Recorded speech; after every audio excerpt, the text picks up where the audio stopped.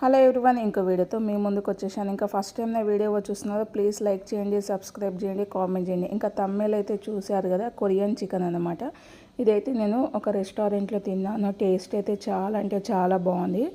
ఇంకా యూట్యూబ్లో అక్కడిక్కడ సెర్చ్ చేస్తుంటే ఇంకా నాకు తగ్గినట్టు టేస్ట్ అయితే కనిపించింది అనమాట. ట్రై చేద్దామని ఇంకా ఈ రోజు అయితే ట్రై చేశాను అనమాట. ఇంకా పాలకూర అయితే తీసుకున్నాను. పాలకూర తీసుకొని కొద్దిగా గోరువెచ్చ 2 నుంచి 3 కట్టలు అయితే పాలకూర, ఇక పావు కిలో అంతా చికెన్ అనమాట. ఇంకా కొద్దిగా వాటర్ అయితే గోరువెచ్చగా అయితే కావాలి. వాటర్ గోరువెచ్చగా అయినాక పాలకూర అయితే దీంట్లో వేసుకొని 1 నుంచి 2 నిమిషాలు మీడియం ఫ్లేమ్లో ఉడకనిద్దాము. ఎక్కువ ఉడికితే పాలకూర కలర్ అనేది నల్లబడిపోతుంది అన్నమాట మనకు. ఇంకా ఉడికినాక ఇదైతే పక్కనే పాలకూర అయితే పెట్టేసుకుందాము ఒక జాలీలో. ఇదైతే చల్లారనివ్వాలి. ఇంకా దీంట్లోకి మసాలా దినుసులు అయితే చూసుకుందాము. ఇలాచి, లవంగాలు, అలాగే దాల్చిన చెక్క, కొద్దిగంత మిరియాలు, ఇంకా ఇవైతే మిక్స్ అయితే పట్టేసుకోవాలన్నమాట. ఇదే మిక్సీ బౌల్ అయితే నేను ఏం చేస్తున్నానంటే ఒక 2 ఆనియన్స్, 4-5 పచ్చిమిర్చి అన్నమాట.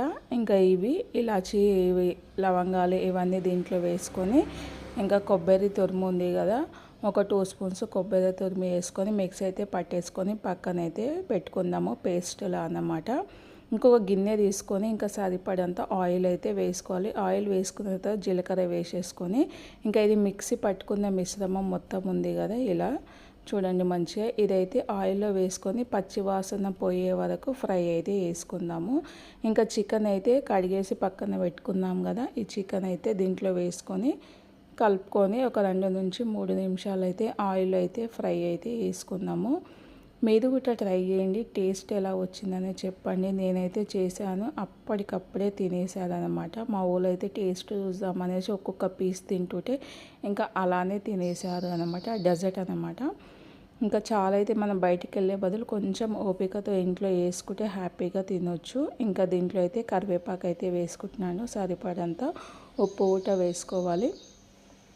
పసుపు, ఇంకా కొద్దిగంత పసుపు వేసేసుకొని కొద్దిగా కారం కూడా టేస్ట్ని బట్టి కారం అయితే యాడ్ చేసుకొని, ఆల్రెడీ పచ్చిమిర్చి వేసుకున్నారు కాబట్టి ఇంకా కారం అయితే మీ టేస్ట్ని బట్టి కారం అయితే వేసుకొని ఇంకొకసారి అయితే మంచిగా కలుపుకోవాలి. కలుపుకున్న తర్వాత ఇంకొక గ్లాస్ అయితే వాటర్ వేస్తున్నాను. 150 ml వాటర్ అయితే వేసి ఈ వాటర్ మొత్తం ఇంకే వరకు అయితే ఉడకదిద్దాము మూత పెట్టేసి. ఇంకా చికెన్ మొత్తము ఉడకాలి కదా, ఇంకా మూత పెట్టేసి అయితే ఉడకనిద్దాము. ఉడికిన తర్వాత ఇగో ఈ పాలకూర అయితే ఉంది కదా, ఇంకా పాలకూరని అయితే మనమైతే మిక్స్ అయితే పట్టేసుకుందాము.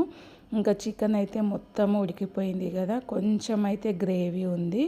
ఇంకా ఈ పేస్ట్ అనేది దీంట్లో వేసుకొని కలుపుకోవడమే అన్నమాట. చాలా అంటే చాలా బాగుంది, టేస్ట్ చాలా నచ్చింది నాకైతే. ఇంకా పేస్ట్, గ్రీన్ పేస్ట్ అయితే దీంట్లో వేసుకున్నాను. వీళ్ళు మీకు కావాలంటే పాలకూర వేసేసుకోండి, పుదీనా కొంచెం కొత్తిమీర కూడా యాడ్ చేసుకోండి. నేను అవేమి వేయట్లేదు, జస్ట్ పాలకూర.